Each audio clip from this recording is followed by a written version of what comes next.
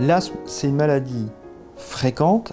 Faut comprendre qu'en fait, il y a 4 millions au moins de personnes qui se promènent avec un asthme. Chaque patient a un asthme différent de son voisin. Et il y en a, effectivement, c'est les symptômes plutôt à l'exercice. Il y en a d'autres, ils vont avoir des symptômes plutôt en période de pollen. Il y en a d'autres toute l'année.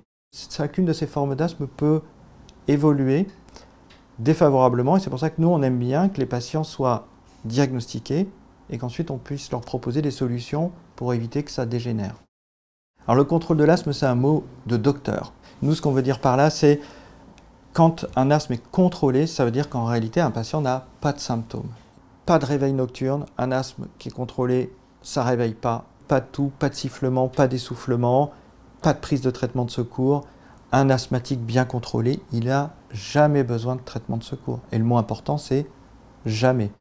En fait, les patients surestiment leur degré de contrôle de l'asthme. Souvent, c'est une maladie qui s'est installée insidieusement. On a appris à faire avec. Moi, j'ai des patients, je leur dis « Est-ce que vous êtes essoufflé pour prendre des escaliers ?» Ils me répondent « Non ». Je leur dis « Ah bon ?» Et ils me répondent bah, « En fait, je ne les prends plus ». Il n'y a pas de gens qui sont essoufflés naturellement. On a tous du souffle.